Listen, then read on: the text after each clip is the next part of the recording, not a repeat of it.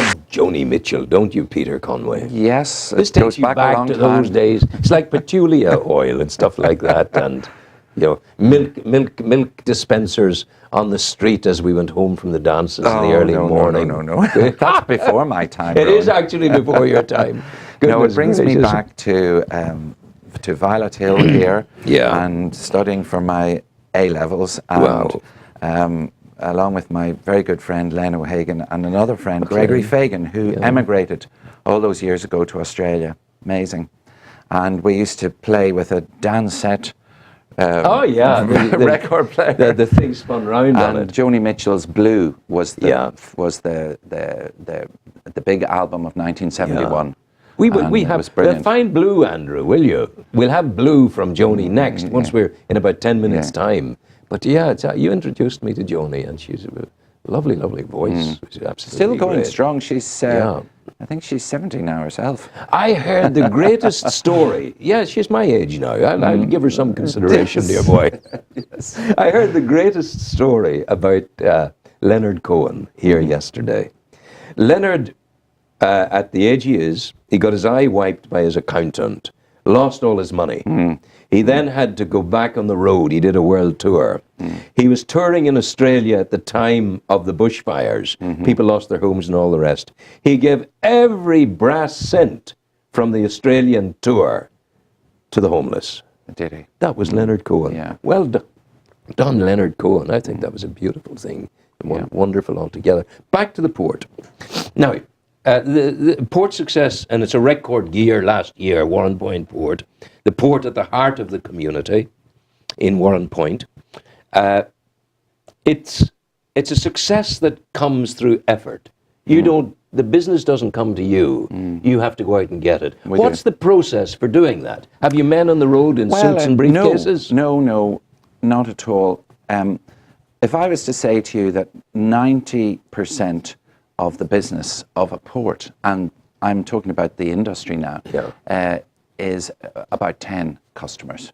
10. So if I've got 10 customers, it's up to me and my colleagues that work with me to keep those customers close, keep them happy, and try and develop their businesses. Yeah. And when a customer changes or moves, either to you, that's a major boost. Yeah. Or if they leave you, that's a major problem. Yeah. So it's not like selling Smarties or Mars bars or cars or anything of that nature, because there are shipping companies and they deal with ports and there are agents who develop that business, and it's our job and my job to work closely with them. So you would be proactive in meeting with your companies and constantly monitoring the service you're providing to them. Yes. Regular meetings with your clients. Oh, absolutely. And as you say, the service is key.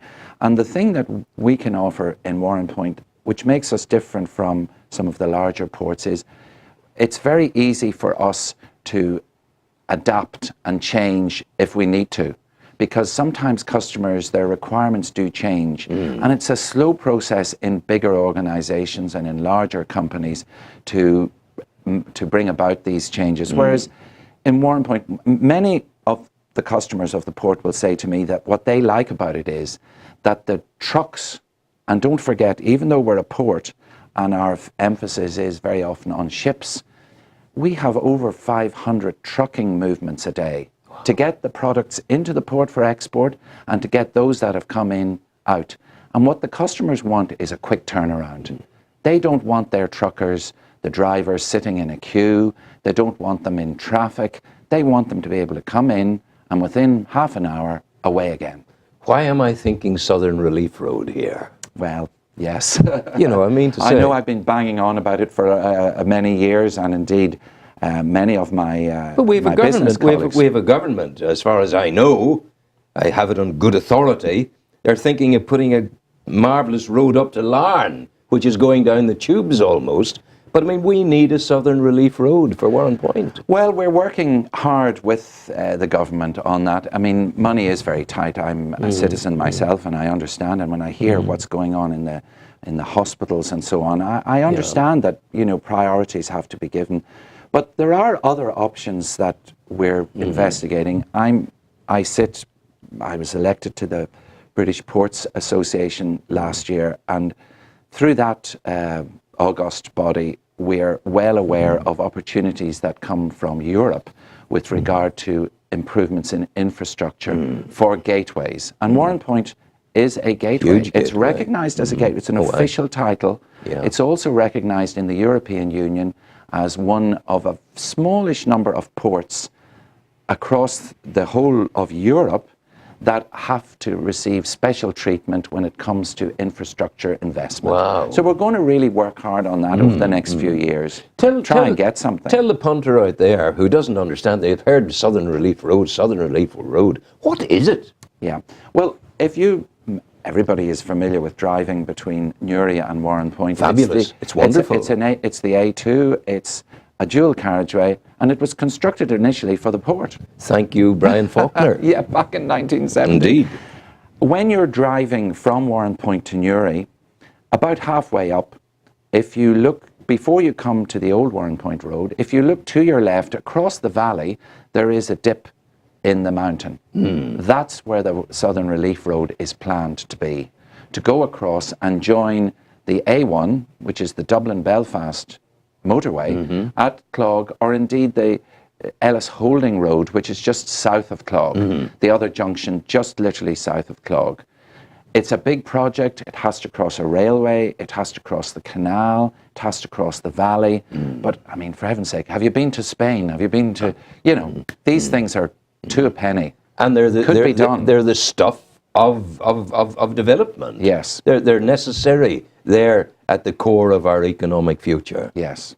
So basically, it's freeing up Newry from all of that traffic, and your clients won't be their drivers won't be sitting in vast queues and gridlock through Newry. They'll be simply bam over the hill far away, and they're gone. Correct. And indeed, some years ago, the government and the minister at the time, who was Conor Murphy, did a feasibility study, and his successor, Danny Kennedy, is a great supporter of the good Southern Relief Road. But the feasibility showed that the traffic level at Kilmurray Street in Newry, 20,000 vehicles a day, is 1/10 the size of the London orbital M25 now. Yeah. Doesn't that say something? Yeah, absolutely. Because most of those cars are not necessarily going into Newry. Yeah, yeah. Or trucks. Yeah, they're trying to get through. Through and away. And they might be, if they were going to Carnbane, for example, the Relief Road would be brilliant. If they're going to Greenbank, it would be brilliant. Absolutely. And is it, you tell me, it is, realistically, is it firmly on the agenda? It's creeping up the agenda, Rowan. I mean, You see, it's our job. I'd hate it to be the way of the nonsense thing about the bridge and all that nonsense, because people were led along the garden path and said, oh, look, this is going to be the emperor's magnificent suit of clothing. And then suddenly, well, the emperor is naked, there's nothing there. And that's the way it turned out. And I actually forecast that would happen way at the very beginning, because I saw the problems.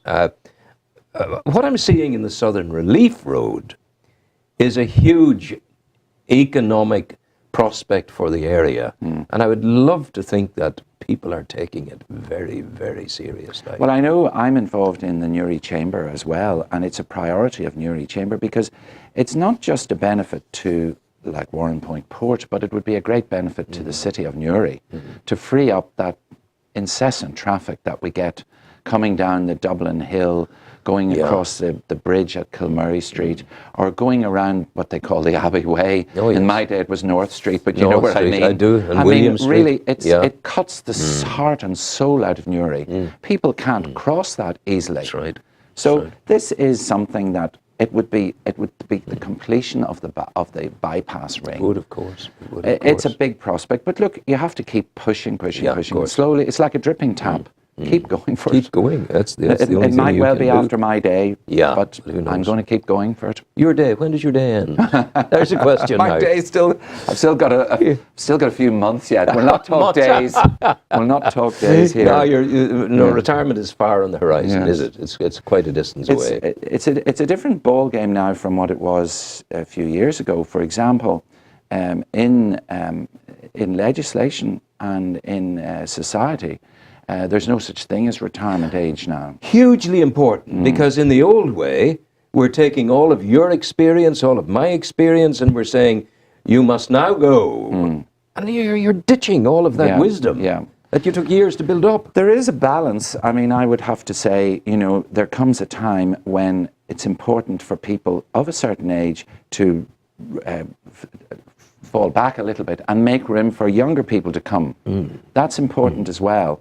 But we'll keep going for another while. Yes, we will get the bridge. You'll be there to open the Southern Relief Road. Well, I believe this. What are you doing at the Narrowwater Roundabout? There's some wonderful construction work, land development there. Yeah. What's that about? Well, couple of years, just over 18 months ago, we purchased the land there, which we call the Gilbert Ash site. Yes, that's where it was originally. And already we're using part of it for storage of timber, and we've renovated the old sheds there. We've put in hard standing, and it's going to be developed as a lay-down cargo area for the port. At the moment, we're just moving soil around and so on, and landscaping. It's not complete by any means. We're experimenting with various things. The planning service have required us to plant tall trees there to block out the industrial development. But we're experimenting with this bank to see if we could grass it over, make it attractive with wildflowers and so on and so forth. But we may well have to trim it a little bit and put the trees in.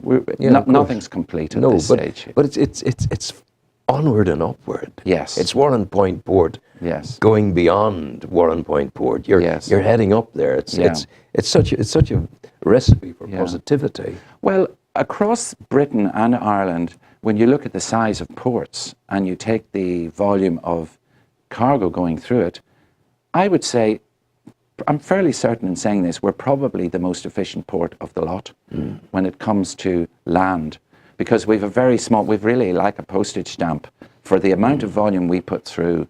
It's important to keep it moving. Yeah. If you don't keep it moving, it'll bung up. Yeah. So and you are punching above your weight.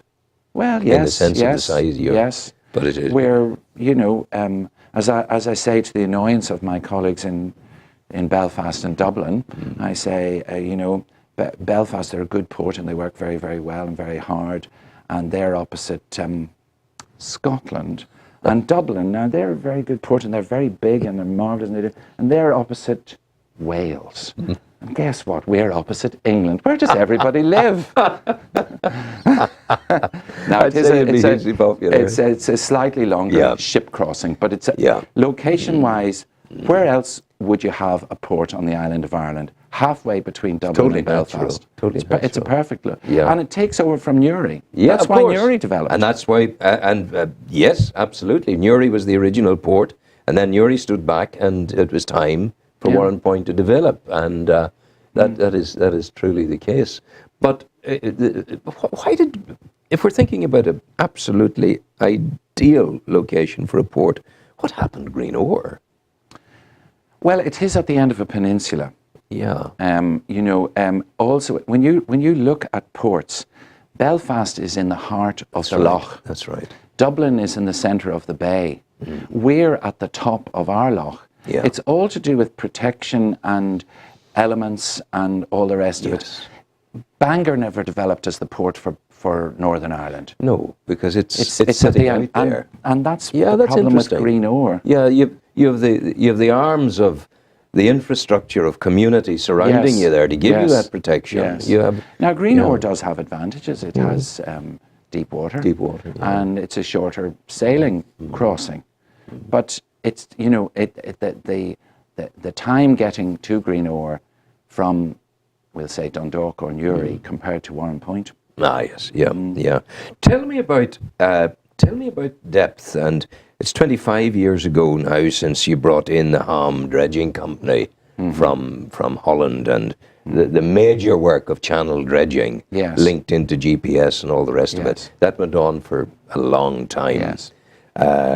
Has it stood the test of time? Well, when will you have to dredge major stuff again? Well, most ports have to dredge constantly. I mean, when you look at Drogheda, Liverpool, Heysham that we trade with, 24/7 dredging to keep them open. So dredging is a big cost for all ports. In Warren Point, we have a major dredging program about every 5 to 6 years. And that is like a big vacuum cleaner, Rowan, going down the channel and taking the silt, which is perfectly normal gravels and silt from glacial times. Because you got the big boulders out 25 years ago. Yeah. I remember them been taken out from glacial times, from the out at the mouth of the loch. Well, to answer your question, we haven't had to do any dredging out there since then. Wonderful. 1989, as you say, around that time, there was the blasting of the cut, what they call the Carlingford cut, the entrance to Carlingford Loch, and it's self-scouring. So as the tide moves in and out, it keeps it clear. And in fairness to Alistair Eagles and his great ships of Sea Truck, they more or less keep the inner channel, which is between Killowen and Warren Point, clear. So although you can look from either side, from Omeath or from Warren Point or Rostrevor, and you see the sea perfectly level, below the surface it's like a railway line. The channel, it's only 80 metres wide, and from Killowen into Warren Point the ships must stay in that channel. And that's why that channel is lit, and that's why it's our job to keep it clear. No, that's huge. Even the gods are smiling on you, because the nature is working to your advantage there. Well, we still have to do it it costs £1 million every, we paid £1 million in 2011 to dredge the berths and the turning circle and the inner channel. Okay, I think we have another Joni Mitchell for you. Blue this time, is that so, Andrew? Enjoy.